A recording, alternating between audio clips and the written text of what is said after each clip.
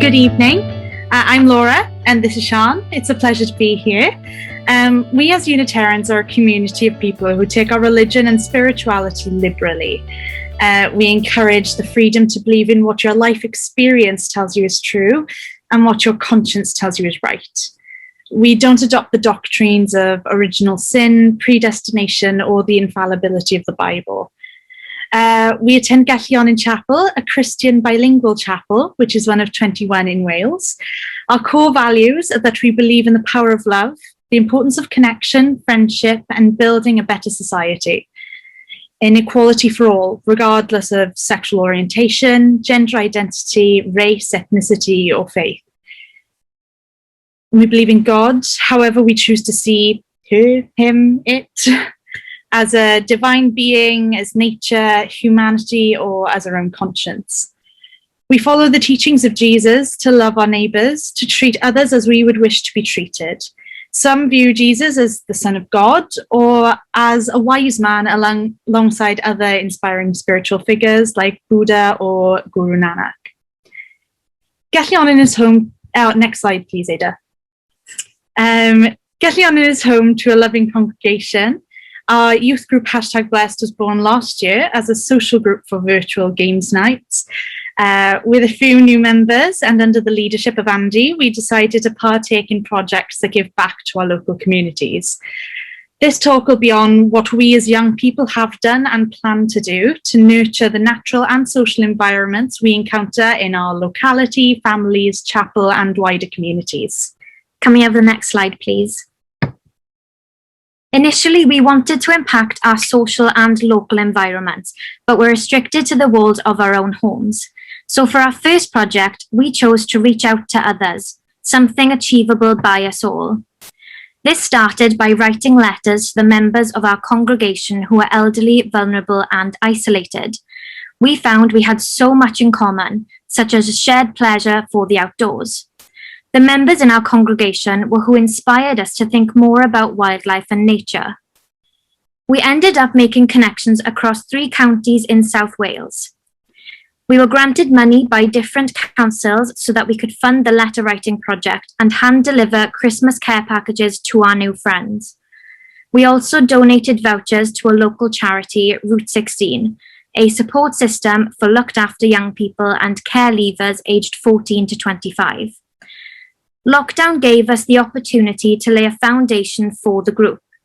We agreed that our social values were just as important as our environmental values. Connecting with people is a huge aspect of our faith. We've successfully developed a social environment that continues to grow. Next slide, please. So just a quick update on what we're doing now. After the success of our first youth service, it's been requested to be an annual event, and we regularly volunteer to host the chapel's bi-weekly pub clubs. We've gained a new member from Bedford and plan to connect with those who are in need in her area. It's important for #Blessed to have a positive impact on the local environments of all of its members, regardless of geography. We endeavour to emphasise outdoor, COVID-safe events that do not negatively impact the natural environment, like the Mountain Mutts Walk, which reunites our social and natural environments with our 4-legged friends in tow.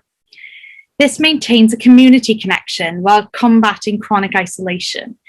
We are actively staging beach cleanups and mountain tidy-ups to reduce the amount of waste entering our waterways and tackling fly tipping in our local area, both inspired by the recent World Environment Day. By putting our team effort into improving our local environments, we are enriching the habitats of local wildlife and improving the quality of living for the people in the area. By striving to better our local environments, we are indirectly improving our social environments.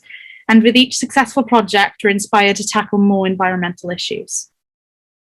Next slide, final slide, please, Ida.